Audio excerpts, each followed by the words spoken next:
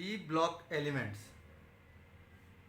Normally आप देखना periodic table के राइट साइड में जो एलिमेंट होता है फ्रॉम ग्रुप 13 टू 18 सबको कंबाइंडली हम लोग बोलते हैं पी ब्लॉक एलिमेंट। हम लोग पढ़ते हैं पी ब्लॉक में केवल 6 ग्रुप क्यों होता है। एस ब्लॉक में हम लोग 2 ही ग्रुप पढ़ा है, group 1 group 2। It means S में टोटल इलेक्ट्रॉन कैपेसिटी कितना है 2, so there is a 2 group only.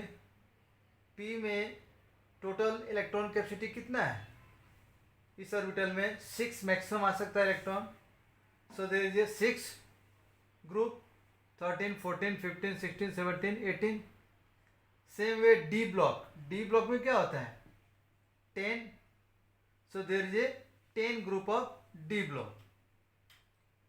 Similarly F block, ठीक है। अब हम लोग बोलते हैं ग्रुप 13 का general electronic configuration. This is very important. ये हम लोग क्या बोलते हैं general electronic NS2 and NP 1 to 6, यानी पूरे P ग्रुप का है।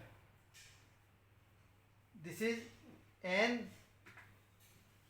NP 1 to 6, यानी N का वैल्यू आप 1 to 3, N is the cell number azimuthal quantum number. तो अगर मान लो principal quantum number, so N अगर हम लोग मान लो सेल नंबर 1 डालेंगे तो 1s2 1p। तो देखो अब फर्स्ट ग्रुप में फर्स्ट पीरियड में आपका p ब्लॉक नहीं आता है, p एलिमेंट p ऑर्बिटल नहीं आता है। सो हम लोग स्टार्ट विथ 2, और जब भी हमारा ग्रुप स्टार्ट होता है पी ब्लॉक का सेकेंड पीरियड चालू होता है। It means n start from 2 3 4 5, ठीक है। फर्स्ट 2 में डालेंगे तो 2s2 2p1 1। क्यों 1 आया, फर्स्ट हमारा पी ब्लॉक का है। सेकेंड जैसे डालेंगे सेकेंड 2, अकॉर्डिंगली 3 4 5 6, यानी ये हमारा कंप्लीट हो गया। अब हम लोग बोलते हैं कि what is the group oxidation state. Group oxidation state, this is very important. ये कैसे आता है, you see the outer most electron. ये हमने जो भी बनाया आपको आउटर मोस्ट इलेक्ट्रॉन का कॉन्फ़िगरेशन है।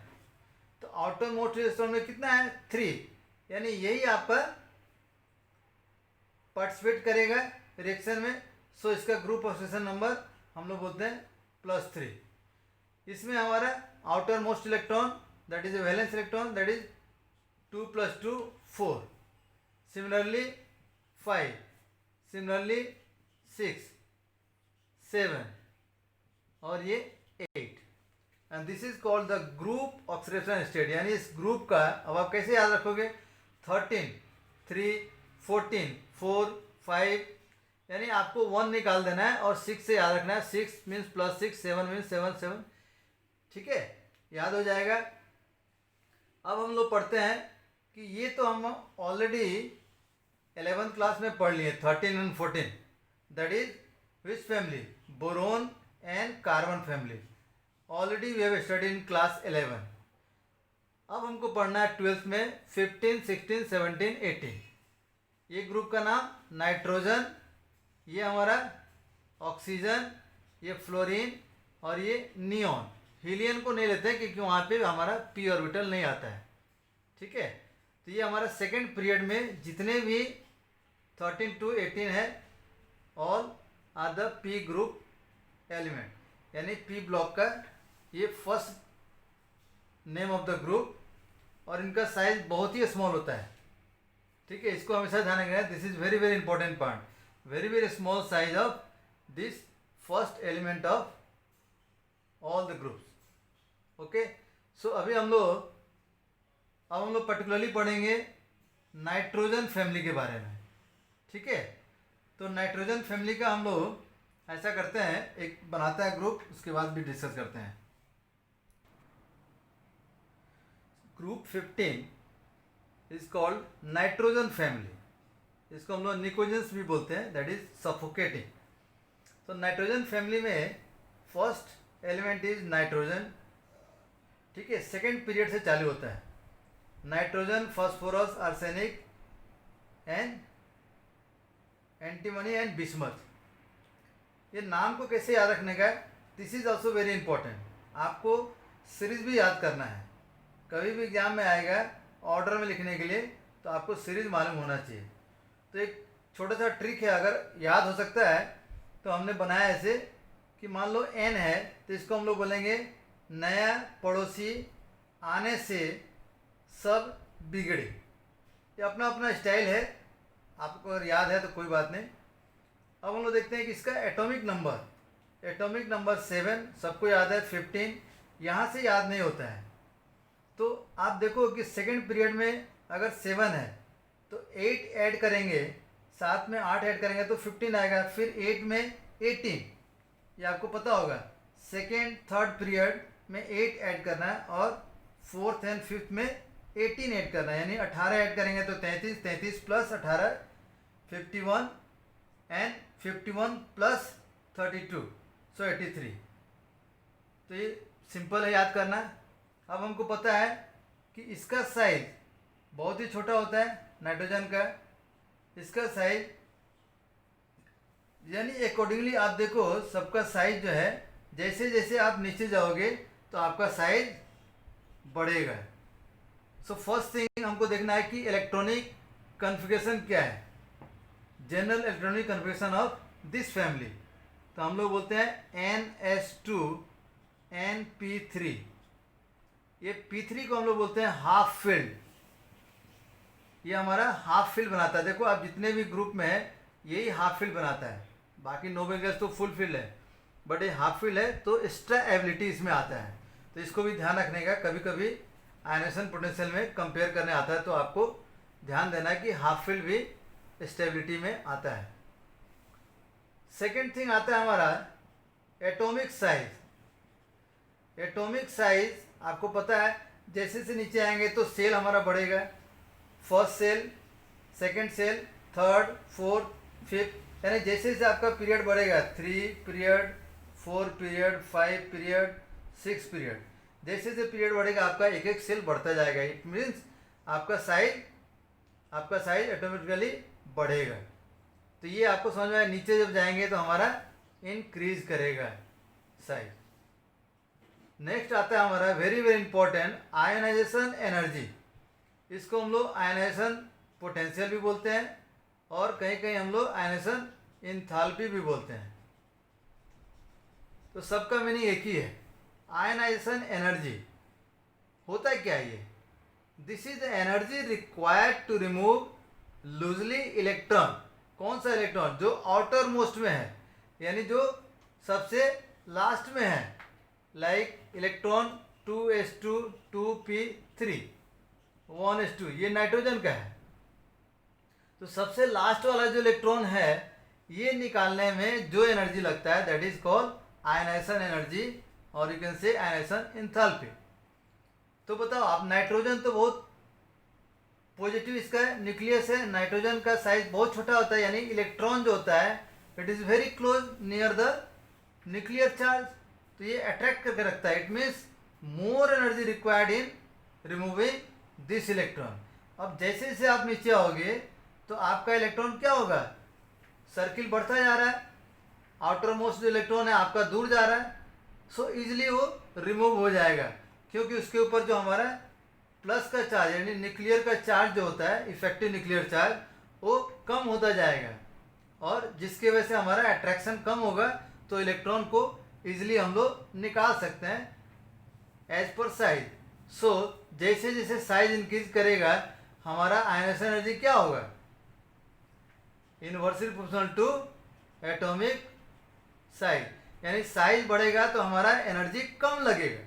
सिंपल है ना, पहले वाला जो साइज था बहुत छोटा था, यानी उसको इलेक्ट्रॉन को बांध के रखा, इलेक्ट्रॉन को हमारा न्यूक्लियर बांध के रखा तो ज़्यादा एनर्जी लगा उसमें, लेकिन जैसे जैसे हमारा साइज बढ़ता गया इलेक्ट्रॉन दूर चला गया, और जिसकी वजह से हमारा इफेक्टिव न्यूक्लियर चार्ज जो अट्रैक्शन था वो कम हो रहा है। इट मीन्स इजीली निकाल सकते हैं। सो जैसे साइज बढ़ेगा आयनाइजेशन एनर्जी आपका उल्टा, ठीक है, कम होगा। ओके, नेक्स्ट पार्ट आता है हमारा very very important, electronegativity. Electronegativity का हम लोग क्या शॉर्टकट में ऐसे भी लिखेंगे हम लोग। सो इलेक्ट्रोनेगेटिविटी क्या होता है? It is simply power to pull bonded electron. यानी मान लो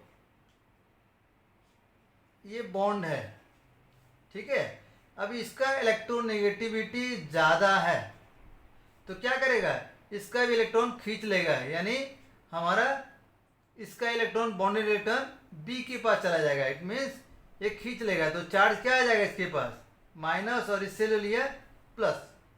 तो नॉर्मली इलेक्ट्रोनेगेटिविटी हम लोग बोलते हैं कि it is the power to pull bonded electron. जो इलेक्ट्रॉन बॉन्डेड है, बॉन्ड बनाया हुआ है, उसको खींच लेता अपने पास। ठीक है, इसके बाद हम लोग पढ़ते हैं अभी कोवैलेंसी। नेक्स्ट हमारा जो है कोवैलेंसी। कोवैलेंसी बॉन्ड क्या होता है? कोवैलेंसी, कोवैलेंसी एक्चुअली क्या होता है? How covalent bond is form. It means हम लोग बोलते हैं म्यूचुअल शेयरिंग। म्यूचुअल शेयरिंग से हमारा कोवैलेंट बॉन्ड बनता है। जैसे हम लोग मान लो CH4, CH4, तो यहाँ पे क्या होता है हमारा, एक एक हमारा कोवैलेंट बॉन्ड बना है बाय द शेयरिंग। यानी H एक दिया है और एक कार्बन, दोनों आपस में मिलके ये अपना हीलियम बना लिया, ये अपना बना लिया, ये कर लिया जो आपको पता है, और कार्बन भी अपना ऑक्टेट पूरा कर लिया। यानी इस तरह से हमारा कोवैलेंट बॉन्ड बनता है जो आपको पता है, sharing of both, sharing from both side. यानी कार्बन ने भी एक शेयर किया और हाइड्रोजन ने भी शेयर किया। ओके, तो लेट अस सी नाइट्रोजन का स्ट्रक्चर कैसे होता है हमारा। 1s2 2s2 2p3। अब 2s2 यानी आउटर मोस्ट में यही इलेक्ट्रॉन है, तो हमारा कैसे बनेगा ऑर्बिटल, 2s n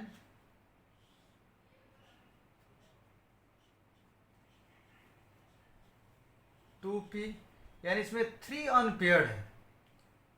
और इसको ध्यान रखना इसमें d ऑर्बिटल नहीं है, ठीक है। तो ये आगे हम लोग बताएंगे कि d ऑर्बिटल नहीं होने से क्या आपको नॉलेज करना है। सो यहाँ पे आप देखो कि 3 अनपेयर्ड इलेक्ट्रॉन है। 3 अनपेयर्ड इलेक्ट्रॉन मतलब ये 3 बॉन्ड ही बना सकता है कोवैलेंट।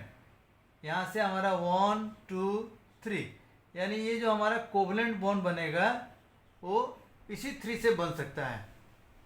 ठीक है, तो हम लोग बोलते हैं कॉमन कोवैलेंसी। कोवैलेंसी भी 2 टाइप का होता है। फर्स्ट कॉमन कोवैलेंसी,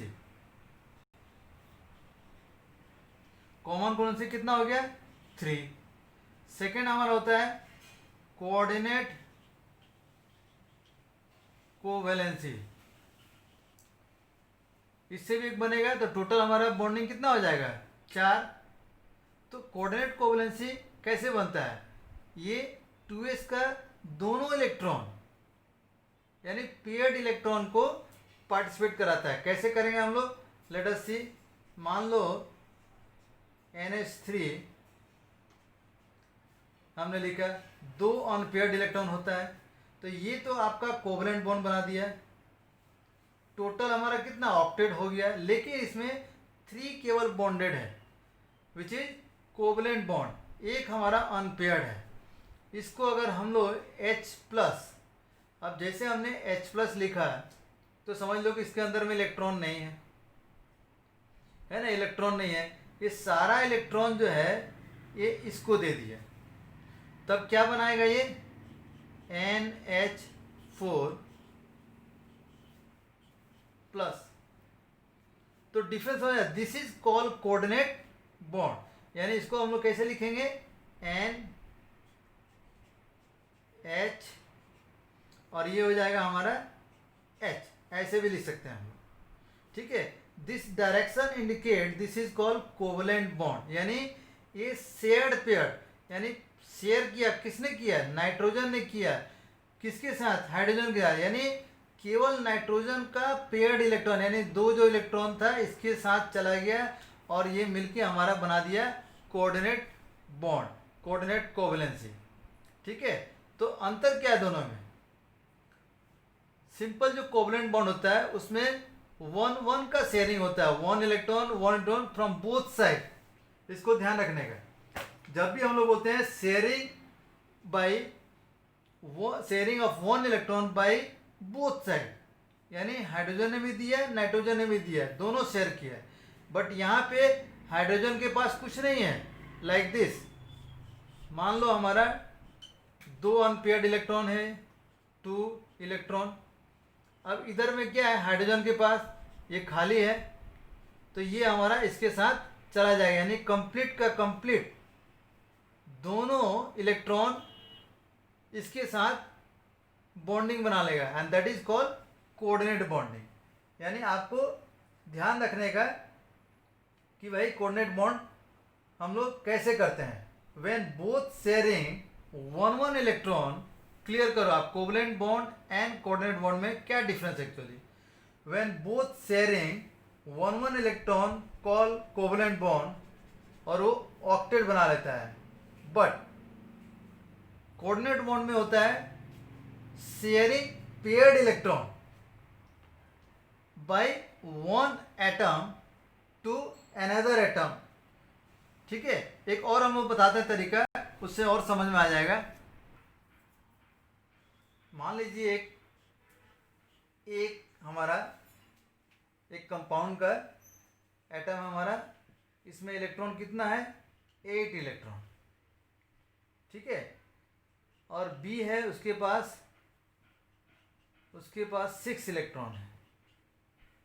ठीक है, अब ये क्या करेगा कि बोथ इलेक्ट्रॉन, ये पेयर्ड वाला दोनों के दोनों एक साथ इसके पास चला जाएगा। इट मीन्स ये हमारा इस साइड शिफ्ट हो जाएगा, और तब बोलेंगे कि भाई ये जो बॉन्ड बनाया है this is called coordinate bond. क्यों? Sharing by A and B, but इसमें ए ने केवल दिया है, बी कुछ नहीं दिया है। ध्यान रखना आपने, केवल ए जो है अपने कंपाउंड से 2 इलेक्ट्रॉन इसको दिया, यानी बॉन्ड बनाने के लिए, बट बी ने कुछ शेयर नहीं किया। यही डिफरेंस है कोवलेंट एंड कोऑर्डिनेट में। अब ये मिलके दोनों ए बी हमारा कोऑर्डिनेट कोवलेंट बना दिया, कोऑर्डिनेट बॉन्ड बना दिया। ठीक है, तो हम लोग क्या बोलते हैं कि मान लीजिए ए और बी, यानी इसने इसको 2 इलेक्ट्रॉन शेयर दिया, ओनली वन, यानी ए केवल दिया, बी ने नहीं दिया। ध्यान रखना, तो इसको बोलेंगे हम लोग डोनर, और ये क्या हो गया, गेनर। यानी ये जो हमारा जो बनता है, ये जो बॉन्डिंग बनता है, और इसको हम लोग एरो से दिखाते हैं, that is called coordinate bond. ठीक है, तो इसका हमारा ऑर्बिटल में कैसे दिखाते हैं, ये मान लो 2s का हमारा इलेक्ट्रॉन है और ये दूसरे का एटम है, मान लो एक ए और बी, तो ये हमारा वैकेंट है, तो ये पूरा का पूरा इसमें शेड हो जाता है, शिफ्ट हो जाता है, और बनाता है देन कोऑर्डिनेट। और कोऑर्डिनेट बॉन्ड को कभी भी दिखाना है तो हम लोग एरो के साथ दिखाते हैं। It means electron transfer from here, transfer नहीं बोलेंगे उसको, हम लोग शेयर बोलेंगे, शेयर फ्रॉम हियर, यानी इसने 2 दे दिया और इसके साथ कंबाइंड हो गया। ऐसा हम लोग H3O प्लस ये भी बनता है। कैसे बनता है, H2O प्लस H प्लस। अब ये दोनों को कंबाइन करेंगे तो हमारा कोऑर्डिनेट बॉन्ड H3O प्लस बनता है। तो इसको ध्यान रखने का कि कोऑर्डिनेट बॉन्ड में हमारा पेयर इलेक्ट्रॉन शेयर होता है, और कोवलेंट में single electron sharing by both. But यहाँ पे एक ही आदमी शेयर करता है, सपोज ए ने शेयर किया, बी ने कुछ नहीं दिया, तभी इसको कोवलेंट बॉन्ड बोलेंगे। तो हमारा नाइट्रोजन में क्या हो जाएगा, 3 तो कोवलेंट बॉन्ड था और एक हमारा आ गया कोऑर्डिनेट, सो टोटल हमारा हो गया 4 बॉन्ड फॉर्मेशन पॉसिबल है। ठीक है, अब हम लोग बोलते हैं कि पी में क्या होता है। सपोज पी ऑर्बिटल, पी का हम लोग मान ले लेते हैं, पी मीन्स फास्फोरस का 1s2, 2s2, 2p6, 3s2, 3p6। तो हमेशा हमको ध्यान रखने का कि आउटर मोस्ट का ही पार्टिसिपेशन होता है, शेयरिंग होता है। तो इसका हम लोग कैसे बनाएंगे स्ट्रक्चर, यहाँ भी हम लोग 3s and 3p, ठीक है। और इसमें ध्यान रखने का 3d भी आता है, सो 3d।